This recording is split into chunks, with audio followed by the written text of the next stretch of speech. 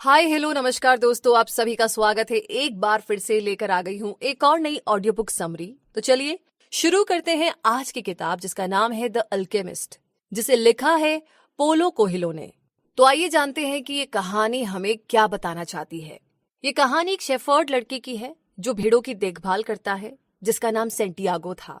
वो स्पेन के एंडालुसिया में रहता था और भेड़ें चराता था।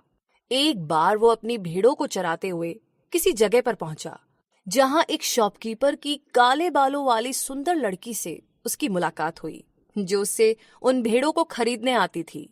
सेंटियागो को वो लड़की बड़ी अच्छी लगती थी और हर बार की तरह इस साल भी वो उस लड़की से मिलने की उम्मीद में उसी जगह पर वापस जाने की सोच रहा था। वो स्पेन के हिंटरलैंड एरिया में अपनी भेड़ों को लेकर घूमता था, जहां घास और पानी की कोई कमी नहीं थी।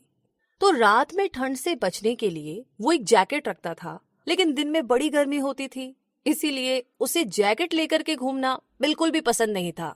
लेकिन लाइफ में किसी भी चेंज के लिए हमेशा तैयार रहना चाहिए, चाहे दिन हो या रात हो या लाइफ में कोई भी बड़ी चीज। ये बात खुद सेंटियागो कहा करता था, क्योंकि जैकेट उसे रात में ठंड से बचाती थी। तो उस लड़के की फैमिली चाहती थी कि वो एक प्रीस्ट बने, लेकिन उस लड़के को ट्रैवल करने का बड़ा शौक था। इसीलिए वो एक शेफर्ड बन गया, ताकि वो अपनी भेड़ों के साथ हमेशा घूमता रहे। तो एक दिन हुआ यूं कि उसे एक ही सपना 2 बार आया, जब रात में वो एक चर्च के टूटे हुए कमरे में सो रहा था, जहां पर एक बड़ा सा पेड़ उग गया था। तो वो सोचते सोचते उस सपने के बारे में थोड़ा आगे बढ़ा और एक मिस्टिक लेडी से मिलने तारीफा नाम के टाउन में, जो कि सपनों के मतलब बताती थी, वहां गया। तो उस जिप्सी औरत ने उस लड़के के सपने का मतलब ये बताया कि उसे इजिप्ट के पिरामिड जाना चाहिए, जहां उसे एक खजाना मिलेगा, और जब उसे वो खजाना मिल जाए तो उसका 10वां हिस्सा फीस के तौर पर वो उस जिप्सी लेडी को दे दे। लेकिन सेंटियागो ने इस बात पर ज्यादा ध्यान नहीं दिया और टाउन में घूमने लगा। फिर उसे एक ओल्ड मैन मिला। पहले तो सेंटियागो उससे बात करने में कुछ ज्यादा इंटरेस्टेड नहीं था, लेकिन उस ओल्ड मैन की विजडम ने उसे इम्प्रेस कर दिया और वो दोनों बातें करने लगे। उस ओल्ड मैन ने बताया कि वो सालेम का राजा है। उसने सेंटियागो को अपने सपने यानी कि खजाने तक पहुंचने में मदद भी की। उसने सेंटियागो को ये भी बताया कि वो अक्सर लोगों को उनकी डेस्टिनी तक पहुंचने में किसी न किसी तरीके से हेल्प करता है। अब क्योंकि सेंटियागो ने अपनी डेस्टिनी तक पहुंचने से पहले ही हार मान ली थी, इसीलिए वो उसे सही रास्ता दिखाने के लिए उसके पास आया था। उस ओल्ड मैन ने उससे कहा कि जिंदगी हमेशा हमें कुछ साइन या क्लूज देती है, ताकि हम राइट डायरेक्शन को चूज कर सके। फिर उसने सेंटियागो से कहा कि उसे बाकी की गाइडेंस लेसन के लिए फीस के तौर पर अपनी भेड़ों का 10वां हिस्सा देना होगा। अगले दिन सेंटियागो फिक्स टाइम पर उस ओल्ड मैन से मिलने चला, जिसने उसे 2 स्टोन्स यानी कि पत्थर दिए। इनमें से एक स्टोन ब्लैक था और दूसरा व्हाइट। उस ओल्ड मैन ने सेंटियागो से कहा कि अपनी मंजिल की तलाश में अगर उसे कभी भी कोई भी कंफ्यूजन हो तो इन दोनों स्टोन्स की हेल्प से वो अपना डिसीजन ले सकता है। और इतना ही नहीं, उसने उसे ये भी एडवाइस दी कि अगर उसे कोई गुड ओमेन यानी कि कोई भी साइन दिखे तो ध्यान रखे कि वो उसे उसकी डेस्टिनी तक पहुंचने में हेल्प करेंगे। तभी अचानक एक बटरफ्लाई सेंटियागो के फेस के ऊपर से उड़ी, जो कि एक गुड ओमेन था, यानी कि एक अच्छा साइन था, एक अच्छा शगुन था। और फिर उसी दिन वो लड़का अफ्रीका के टंगियर नाम की जगह पहुंचा। वहां पर वो एक बार में बैठा था कि एक आदमी उसके पास आया। उस आदमी ने स्पेनिश में उससे कुछ पूछा कि वो इस नई जगह में क्या करने आया है। अब उस लड़की के लिए ये एक और ओमेन था, यानी कि एक और साइन था। सेंटियागो ने उससे कहा कि उसे पिरामिड्स तक पहुंचना है और अगर वो आदमी गाइड बनकर उसे वहां तक ले जाए तो वो उसे पैसे देगा। वो आदमी सेंटियागो से पैसे लेकर बिजी मार्केट में कहीं गायब हो गया और सेंटियागो देखता रह गया। वो बड़ा उदास हुआ। फिर अचानक उसे वो 2 स्टोन्स याद आए। जब उसने वो स्टोन्स अपनी पॉकेट से निकाले तो उसे उस ओल्ड मैन की बात याद आ गई। उस ओल्ड मैन ने कहा था कि अगर तुम किसी चीज को दिल से चाहो तो ये सारी कायनात उसे तुमसे मिलाने में मदद करती है। उन 2 स्टोन्स को देखकर के सेंटियागो को लगा कि जैसे वो ओल्ड मैन एक स्पिरिट की तरह उसके साथ है और उसे खजाने की खोज में आगे बढ़ने के लिए इंस्पायर कर रहा है। अपना पैसा खोने के बावजूद सेंटियागो ने हार नहीं मानी और अपने शेफर्ड के एक्सपीरियंस से, यानी कि भेड़ों की देखभाल करने के एक्सपीरियंस से, किसी तरीके से उसने उस अजनबी शहर में सरवाइव कर लिया। अब उसका सेल्फ बिलीफ और कॉन्फिडेंस काफी ज्यादा स्ट्रांग हो गया था। फिर यूं ही करते करते कुछ दिन बाद उसे एक क्रिस्टल सेलर मिला। सेंटियागो ने उस क्रिस्टल सेलर से कहा कि अगर वो उसे खाना खिला दे तो बदले में वो उसका कुछ काम कर सकता है। तो उस शॉपकीपर ने उसे लंच कराया और फिर उससे अपनी शॉप में रखी ग्लास की चीजें साफ करने को कहा। जब वो ग्लास वेयर साफ कर रहा था तो उसी टाइम शॉप में 2 कस्टमर्स ने आकर के कुछ सामान खरीदा। अब कमाल की बात ये थी कि वो शॉपकीपर भी ओमेन में बिलीव करता था, तो उसने सेंटियागो को हमेशा के लिए काम पे रख लिया। लेकिन सेंटियागो को वहां काम नहीं करना था, उसे तो भाई पिरामिड्स जाने के लिए पैसों की जरूरत थी। उसकी बात सुनकर के वो शॉप वाला हंसा और उसने बताया कि पिरामिड्स वहां से हजारों किलोमीटर दूर है और वहां तक जाने के लिए ढेर सारा पैसा भी चाहिए। ये सुनकर के सेंटियागो का इरादा बदलने लगा। उसने सोचा क्यों ना काम करके इतना पैसा कमाया जाए कि वापस वो अपनी नेटिव प्लेस जाकर के भेड़ों को खरीदे और फिर से शेफर्ड का काम शुरू कर दे। तो धीरे धीरे यूं ही उस शॉपकीपर के पास काम करते करते सेंटियागो क्रिस्टल्स के लिए एक नया कैबिनेट बनाना चाहता था, ताकि वो जल्द से जल्द ढेर सारा पैसा कमा सके और वापस अपने टाउन जाकर के अपने काम को फिर से शुरू कर सके। तो शॉपकीपर ने उसकी बात मान ली, क्योंकि उसे सेंटियागो से सिंपैथी थी। वो खुद कई सालों से मक्का जाने का ख्वाब देख रहा था, लेकिन कभी जा नहीं पाया था। तो इसीलिए वो चाहता था कि कम से कम सेंटियागो की विश तो पूरी हो ही जाए। इसीलिए उसने सेंटियागो को एडवाइस दी कि उसे क्रिस्टल के ग्लासेस में चाय बेचनी चाहिए, जिससे ज्यादा कस्टमर अट्रैक्ट हो सके। हालांकि उसकी शॉप अच्छी चल रही थी और उसे ज्यादा मेहनत करके अपनी शॉप को एक्सपैंड करने की कोई जरूरत नहीं थी। फिर भी वो सेंटियागो की हेल्प करने के लिए तैयार हो गया, क्योंकि सेंटियागो की डेस्टिनी में उस शॉपकीपर के इस डिसीजन का भी कंट्रीब्यूशन था। और इस डिसीजन से एक बहुत बड़ा चेंज आया, क्योंकि क्रिस्टल ग्लास में चाय बेचने से ये शॉप बड़ी फेमस हो गई थी और इसे एक बड़ी कमर्शियल सक्सेस भी मिली थी। तो जब सेंटियागो के पास काफी पैसा जमा हो गया तो उसने अपने घर वापस जाने का डिसीजन लिया। लेकिन जाने से पहले वो शॉपकीपर से ब्लेसिंग्स लेना चाहता था। तो शॉपकीपर ने उसे ब्लेसिंग्स दी और साथ ही ये प्रिडिक्ट भी किया कि सेंटियागो वापस स्पेन नहीं जा पाएगा। सेंटियागो ने अपना सारा सामान समेटा और राजा के द्वारा दिए गए वो 2 स्टोन्स भी अपनी पॉकेट में रख लिए। जैसे ही वो एंडालुसिया जाने के लिए तैयार हुआ कि तभी उसे एक ख्याल आया। जो कुछ भी अब तक उसके साथ हुआ था, उसने उस सब के बारे में सोचा। उसे अचानक ख्याल आया कि वो जब चाहे अपने देश जाकर के शेफर्ड्स बन सकता है, लेकिन पिरामिड्स जाने का मौका उसे दोबारा नहीं मिलेगा। तो राजा के दिए हुए उन 2 स्टोन्स को देख करके उसे ये ख्याल आया था। अब वो अपने डिसीजन पर गौर करने लगा। अब उसने अपना माइंड चेंज कर लिया था और पिरामिड्स जाने के लिए निकल पड़ा। वो एक वेयर हाउस पहुंचा, जहां उसे एक इंग्लिशमैन मिला जो काफी बातों में सेंटियागो की तरह ही था। वो आदमी उन 2 स्टोन्स को भी पहचानता था जो सेंटियागो के पास थे। ये एक और ओमेन था, एक और अच्छा साइन था सेंटियागो के लिए। फिर वो दोनों इजिप्ट जाने वाले एक कारवा के साथ साथ चलने लगे, जिसका सरदार एक दाढ़ी वाला आदमी था। वो कारवा एक रेगिस्तान से गुजर रहा था। कारवे में पहले तो काफी चहल पहल हो रही थी, लेकिन फिर सब लोग चुपचाप चलने लगे। जर्नी के दौरान सेंटियागो की अपने ऊंट चलाने वाले से अच्छी दोस्ती हो गई और दोनों अपनी अपनी जिंदगी के बारे में एक दूसरे को बताने लगे। दोनों को एक फिलोसॉफिकल ट्रुथ का एहसास हुआ। उन्हें फील हुआ कि जैसे डेस्टिनी ने हर चीज पहले से प्लान कर रखी है, क्योंकि लाइफ में हर एक चीज किसी दूसरी चीज से जुड़ी हुई है। जर्नी के बीच बीच में उन्हें बेडुइन्स भी मिल जाते थे, जो कि डेजर्ट के मिस्टीरियस प्रोटेक्टर ट्राइब थे। वे उन्हें डेजर्ट के डाकुओं और आने वाले खतरों के बारे में अलार्म करके फिर से गायब हो जाते थे। तो आगे बढ़ते बढ़ते एक बार तो उन्हें ये भी इन्फॉर्मेशन मिली कि ट्राइबल्स के बीच में वॉर होने वाली है, जिसे सुनकर के सारे लोग डर गए थे। लेकिन वापस लौटना अब पॉसिबल नहीं था, और जब वापस जाना मुमकिन ना हो तो आगे बढ़ते रहना ही एक पॉसिबल रास्ता है। जैसे जैसे वो लोग आगे बढ़ रहे थे, वो इंग्लिशमैन डेजर्ट में और ज्यादा इंटरेस्ट लेता गया और वो लड़का उस इंग्लिशमैन की बुक्स में। तो ये एक तरीके का छोटा सा रोल रिवर्सल था। वो इंग्लिशमैन किसी भी मेटल को गोल्ड में चेंज करने की आर्ट यानी कि अल्केमी में इंटरेस्टेड था।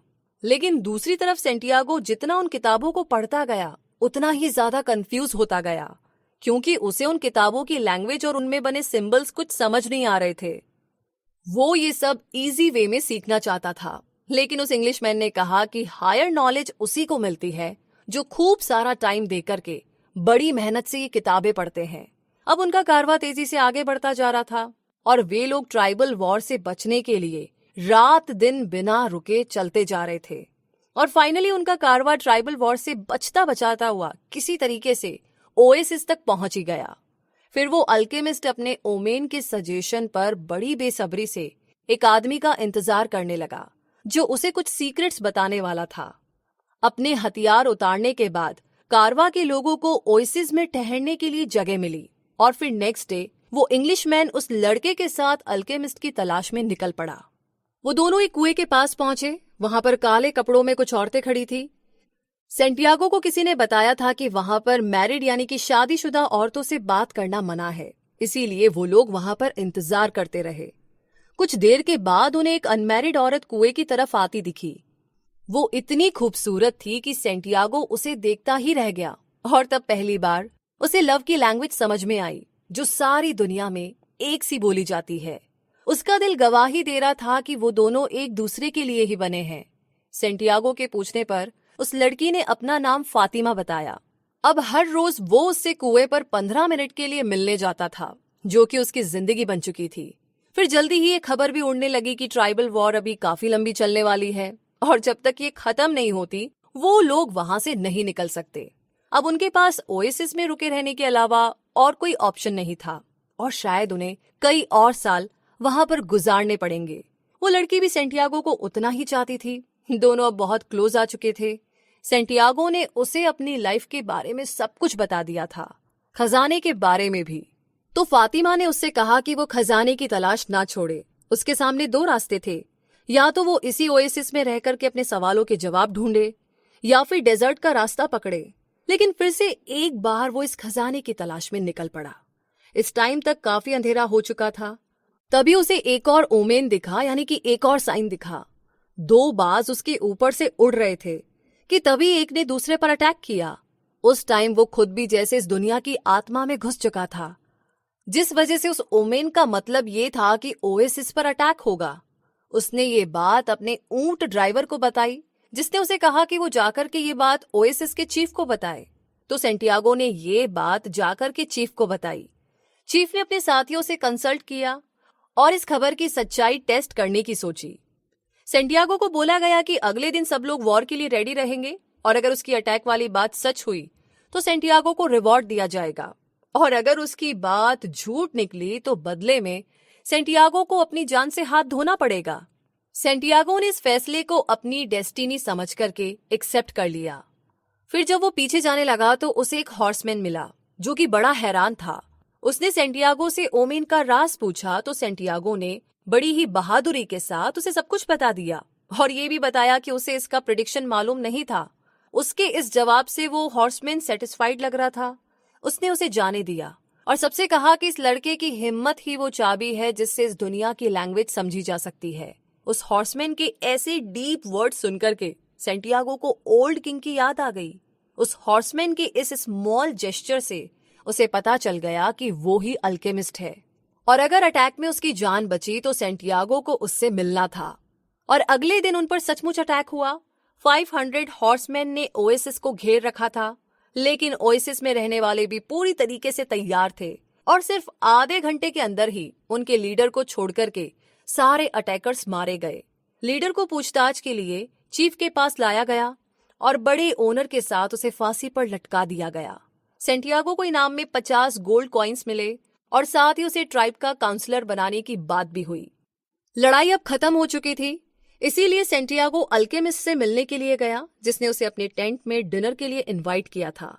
उसने सेंटियागो को खजाने की तलाश में पिरामिड जाने के लिए कहा, लेकिन जब सेंटियागो ने कहा कि उसे खजाने के तौर पर फातिमा मिल गई है, तो अल्केमिस्ट ने उसकी बात काटी। उसने सेंटियागो से कहा कि उसे फातिमा पिरामिड से नहीं मिली, इसीलिए वो खजाना नहीं हो सकती है। उसने फिर सेंटियागो को ये एडवाइस दी कि उसे अपने ऊंट बेच करके एक घोड़ा लेना चाहिए, क्योंकि वो ज्यादा डिपेंडेबल रहेगा। अगले दिन वो दोनों एक साथ सफर पर निकल पड़े। अल्केमिस्ट ने सेंटियागो से कहा कि वो डेजर्ट में उसे लीड करे। शुरुआत में सेंटियागो थोड़ा कंफ्यूज हुआ, फिर लड़के ने सीख लिया कि जहां रास्ता मिले बढ़ते जाओ, और इस तरीके से उसका घोड़ा उसे एक ऐसी जगह पर लेकर पहुंचा जहां उन्हें लाइफ फॉर्म एक स्नेक के रूप में दिखी, यही वो ओमेन था, यही वो साइन था जो अल्केमिस्ट देखना चाहता था। वो सेंटियागो को खजाने तक पहुंचाने के लिए कमिटेड था, लेकिन वो लड़का तो बस ओएसिस में रह करके फातिमा के साथ एक पीसफुल जिंदगी गुजारना चाहता था। इस पर अल्केमिस्ट ने सेंटियागो से कहा कि कुछ टाइम तक तो उसकी लाइफ बढ़िया गुजरेगी, लेकिन अगर उसने अभी खजाना नहीं ढूंढा तो बाद में वो पछताएगा और कभी खुश नहीं रह पाएगा, क्योंकि उसकी डेस्टिनी में यही लिखा है कि वो खजाना ढूंढे। वे दोनों रात काटने के लिए फिर से ओएसिस में लौटे। सेंटियागो ने फिर से एक बार मन बनाया कि वो अपनी डेस्टिनी फॉलो करेगा, और यही बात उसने अल्केमिस्ट को भी बताई। और अगले दिन वो दोनों सूरज उगने से पहले अपनी जर्नी पर निकल पड़े। वो डेजर्ट में घूमते रहे। फातिमा की जुदाई में सेंटियागो का दिल बड़ा भारी हो रहा था। अल्केमिस्ट ने उससे कहा कि वो पुरानी बातें भूल करके आगे बढ़े। अगर फातिमा का प्यार उसके नसीब में लिखा है तो उसे जरूर मिलेगा। लड़का उस डेजर्ट में बढ़ता जा रहा था। वो डेजर्ट से काफी कुछ सीख रहा था। वे वो रास्ते अवॉइड करते रहे जहां पर वॉर हो सकती थी। कभी कभी तो उन्हें ब्लड की स्मेल से ही पता लग जाता था कि कहीं पास में ही वॉर हो रही है। और इस तरीके से बड़े ही केयरफुली चलते हुए वो अपनी जर्नी के काफी क्लोज आ गए थे, जहां डेजर्ट का एक बड़ा स्ट्रेच फैला हुआ था जिस पर बड़ी भारी लड़ाई चल रही थी। पूरी जर्नी के टाइम सेंटियागो के सामने काफी कॉन्फ्लिक्ट मोमेंट्स आए। वो कभी खुश होता था तो कभी उदास हो जाता था। उसने अल्केमिस्ट को ये बात बताई। अल्केमिस्ट उसकी बातें बड़ी ध्यान से सुनता था और अच्छी काउंसलिंग करता था, जिससे सेंटियागो उससे दिल खोल करके बातें करता और अच्छा फील करता, क्योंकि वो अपनी डेस्टिनी की तरफ बढ़ रहा था और इसका हर मूवमेंट उसके लिए काफी मायने रखता था। अब तक अपने पास्ट के एक्सपीरियंस से उसने काफी कुछ सीख लिया था, और वो आज जो कुछ भी था, जहां पर भी था, अपनी लर्निंग की वजह से ही था। ये सब जिंदगी की बहुत बड़ी प्लानिंग का पार्ट था। ये प्लानिंग अनदेखे हाथों ने लिखी थी, जो सबकी लाइफ की प्लानिंग लिखते हैं। हार्ट ने ये सीखा कि सफरिंग और फेलियर का डर एक्चुअल में सफरिंग और फेलियर से बड़ा होता है। ये सब जानकर के अब सेंटियागो का मन शांत था। ये सब उसने अल्केमिस्ट से शेयर किया तो उसने कहा कि अब वो अपनी डेस्टिनी के लिए पूरी तरीके से तैयार है। लेकिन अभी उस लड़के को एक लास्ट लेसन देना बाकी था, और ये लेसन था जो कुछ उसने अब तक सीखा उसका टेस्ट देने के लिए उसे तैयार रहना था। और ये इसीलिए क्योंकि हर सर्च बिगनर के लक से शुरू होती है, ताकि जो कुछ लेसन हमने सीखे हैं वो पूरी तरह से जिंदगी भर के लिए हमारे अंदर समा जाए। और फिर जल्द ही टेस्ट का दिन भी आया। उन्हें एक ट्राइब ने घेर लिया था।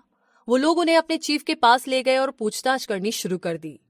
जान बचाने के लिए अल्केमिस्ट ने सेंटियागो का सारा गोल्ड उन लोगों को दे दिया, और साथ ही ये भी कहा कि उस लड़के में ऐसी पावर है कि वो उन्हें हवा बन के दिखा देगा, और अगर ऐसा नहीं हुआ तो वो लोग उन्हें 3 दिन में मार सकते हैं। अब ये बात सेंटियागो के लिए कुछ ज्यादा हो गई थी। वो बहुत डर गया था कि आगे क्या होगा। पहले दिन के खत्म होने पर सेंटियागो ने अल्केमिस्ट से कहा कि उसे हवा बनना नहीं आता। इस पर अल्केमिस्ट ने जवाब दिया कि वो उसकी प्रॉब्लम है, क्योंकि उसे तो ये जादू आता है। दूसरे दिन वो लड़का दिन भर एक माउंटेन के ऊपर बैठा रहा और डेजर्ट से बातें करता रहा। जब तीसरे दिन अपना जादू दिखाने का टाइम आया तो उसने डेजर्ट से हेल्प करने की रिक्वेस्ट की। डेजर्ट ने उससे कुछ सवाल किए, जिसका जवाब उस लड़के ने बड़ी हिम्मत के साथ दिया। डेजर्ट उसे अपनी सैंड देने के लिए तैयार हो गया और उससे कहा कि वो हवा से अब मदद मांगे। जब सेंटियागो ने हवा से मदद मांगी तो हवा ने भी कुछ सवाल किए, और उन सवालों के जवाब भी उसने उसी तरीके से हिम्मत से दिए। उसने हवा को कन्विंस किया कि वो इतनी तेज चले कि वो आसमान से हेल्प ले सके। हवा उसकी बात मान गई और जोर जोर से चलने लगी। सेंटियागो ने फिर सूरज से बात की और उसे भी तेज चमकने के लिए कन्विंस कर लिया। सूरज ने उसे कहा कि वो उन हाथों से बात करे जिन्होंने ये सब कुछ लिखा है। अब उस लड़के ने प्रे करना शुरू कर दिया। उसकी प्रेयर साइलेंट थी, मगर उसका हार्ट उस ऊपर वाले से कनेक्ट था। जी हाँ, उसे सोल ऑफ गॉड की पावर रियलाइज हुई, और ये भी रियलाइज हुआ कि उसके अंदर भी सोल ऑफ गॉड मौजूद है। वो इस सीक्रेट को समझ गया था कि इंडिविजुअली किसी को भी नहीं पता होता है कि उन्हें क्या करना है, क्योंकि सारा प्लान उन सुप्रीम पावर के हाथों लिखा होता है। कुछ लोग ये बात समझ जाते हैं और जो नहीं समझ पाते हैं वो फना हो जाते हैं। सेंटियागो को जब इस सीक्रेट का पता चला तो उसे एहसास हुआ कि उसमें और उसकी डेस्टिनी लिखने वाले हाथों में कोई फर्क नहीं है। वो एक हो गए, और जैसे ही उसे ये रिवील हुआ उसने ऊपर वाले की मदद से खुद को हवा में बदलकर दिखा दिया। सब हैरान रह गए। और सैंटियागो शर्त जीत गया। उसे और अल्केमिस्ट को छोड़ दिया गया और ट्राइब की तरफ से साथ में चलने के लिए गार्ड्स भी दिए गए, जिन्हें वो चाहे जितनी दूर तक साथ रख सकते थे। चलते चलते वो लोग एक मॉनेस्ट्री पहुंचे, जहां उन्होंने गार्ड्स को गुड बाय बोला और आगे बढ़े। अल्केमिस्ट ने उसे एक रास्ता दिखाया जो गोल्ड में टर्न हो सकता था। दोनों वहां से अलग हो गए। अल्केमिस्ट वापस ओएसिस में लौट गया और सैंटियागो खजाने की तलाश में आगे चलता रहा। यहाँ पर वो सिर्फ अपने दिल की सुन रहा था और आगे बढ़ता जा रहा था और फाइनली वो पिरामिड्स तक पहुंच ही गया। अपनी मंजिल देख करके वो रो पड़ा और जहां पर उसके आंसू गिरे वहां उसे एक बीटल दिखा, जो कि उस इलाके में गॉड का सिंबल माना जाता था। उसे ये एक और ओमेन लगा, एक और अच्छा शगुन और साइन लगा और उसने वहां पर खोदना शुरू कर दिया। उसने काफी गहरे तक खोदा मगर कुछ नहीं निकला। तभी उसके पास कुछ ट्राइब्समैन आए जो वॉर से अपनी जान बचाकर लौट रहे थे। उन्होंने सैंटियागो का वो सारा गोल्ड छीन लिया जो उसे अल्केमिस्ट ने पार्टिंग गिफ्ट के तौर पर दिया था। उन्होंने सैंटियागो की खूब पिटाई की और उसे सैंड में और डीप खोदने के लिए बोला। जब लड़के ने उन्हें बताया कि उसने ड्रीम में यहाँ पर खजाना गड़ा हुआ देखा था, तो उन लोगों को लगा कि यहाँ उन्हें कुछ नहीं मिलने वाला, क्योंकि सपने कभी सच नहीं होते। जाते जाते ट्राइब्समैन के चीफ ने उससे कहा कि उसने भी एक सपना देखा था कि स्पेन के एक चर्च के अंदर खजाना छुपा है, जहाँ एक टूटे हुए कमरे में साइकामोर का पेड़ उगा है। ये बोलकर के वो चीफ और उसके साथी वहां से चले गए। लड़का खुशी से ठहाके लगाने लगा, क्योंकि ये एग्जैक्ट वही जगह थी जहां उसे इजिप्ट के खजाने का सपना आया था।